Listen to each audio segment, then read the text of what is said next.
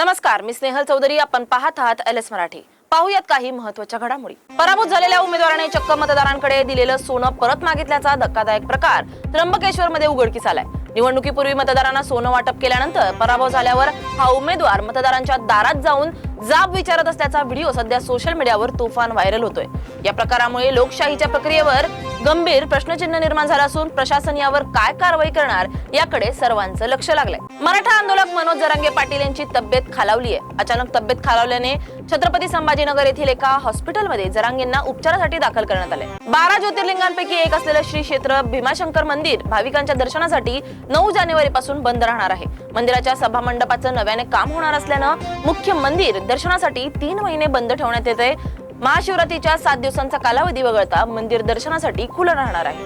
महाराष्ट्रातील कुलदैवत मानल्या जाणाऱ्या कार्ला आणि एकविराई देवस्थान ट्रस्ट मध्ये गंभीर गैरव्यवहार सुरू असल्याचा आरोप पुजारी गणेश देशमुख यांनी केलाय. देवस्थान ट्रस्टचे अध्यक्ष दीपक हुलावळे यांच्यावर कोट्यावधी रुपयांची अफरातफर, देवस्थानची गाडी खासगी आणि राजकीय वापरासाठी वापरणं तसेच अनियमिततेचे आरोप करण्यात आलेत. दरम्यान माझ्यावर करण्यात आलेल्या आरोपांबाबत मला कोणतीही अधिकृत माहिती नाही असं स्पष्टीकरण हुलावळे यांनी दिलंय. स्वामी रामानंद तीर्थ मराठवाडा विद्यापीठात पदवी प्रमाणपत्र घेण्यासाठी आलेल्या विद्यार्थ्याशी अपमानास्पद आणि उद्धट वागणूक केल्याप्रकरणी परीक्षा नियंत्रकास निलंबित करण्याची मागणी विद्यार्थ्यांनी केली आहे. प्रमाणपत्र घेण्यासाठी आलेल्या एका विद्यार्थ्याशी विद्यापीठाचे परीक्षा नियंत्रक हुशारसिंग साबळे यांनी अपमानास्पद आणि उद्धट वागणूक केल्याचा आरोप आहे. तसेच या घटनेचा व्हिडिओ काढण्याचा प्रयत्न करणाऱ्या विद्यार्थिनीचा मोबाईल हिसकावण्याचा प्रयत्नही त्यांनी केल्याचं सांगितलं जात आहे. नवी मुंबईच्या कळंबोलीमध्ये नात्याला काळीमा फासणारी घटना घडली आहे. जन्मदात्या आईनंच 6 वर्षांच्या निष्पाप चिमुरडीची निर्गुण हत्या केली आहे. मुलीला लहानपणापासूनच बोलण्यात त्रास होत असल्यामुळे हत्या केल्याचं पोलीस तपासात उघड झालंय. या क्रूर घटनेत पोलिसांनी आरोपी आईला अटक केली आहे. बीडच्या केजमध्ये शेतात 13 वर्षीय मुलीवर अत्याचार केल्याची धक्कादायक घटना समोर आली आहे. या घृणास्पद प्रकारानंतर आरोपीनं मुलीला जीवे मारण्याची धमकी देत दहशत निर्माण केल्याचा प्रयत्न केला.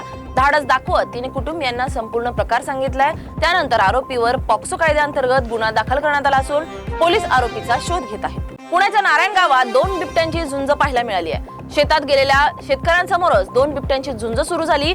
शेतकऱ्यांनी आरडाओरडा करत दोन्ही बिबट्यांना हुसकावून लावलंय. या घटनेनंतर परिसरात शेतकऱ्यांमध्ये भीतीचं वातावरण पसरलंय. वर्ध्याच्या जिल्हा सामान्य रुग्णालयातील स्वच्छतागृहात नवजात अर्भक आढळून आलंय. अंदाजे 6 महिन्याचं असलेलं हे पुरुष जातीचं अर्भक मृत अवस्थेत सापडलंय. अर्भक रुग्णालयात कसं आणि कुणी आणलं याबाबत नागरिकांमध्ये अनेक प्रश्नचिन्ह निर्माण झालेत. रुग्णालयातील सीसीटीव्हीच्या आधारे या घटनेचं गूढ उलगडण्याचा प्रयत्न सुरू आहे. सिंधुदुर्गच्या कुडाळमधील पाटगावातून दररोज 50 टन कलिंगड विक्रीसाठी जात आहेत. कलिंगडला गोवा, रत्नागिरी, बेळगाव आणि स्थानिक बाजारात मोठी मागणी आहे. त्यामुळे शेतकऱ्यांना आर्थिक फायदा होत असून वन्य प्राण्यांकडून मोठ्या प्रमाणात नुकसान होतंय.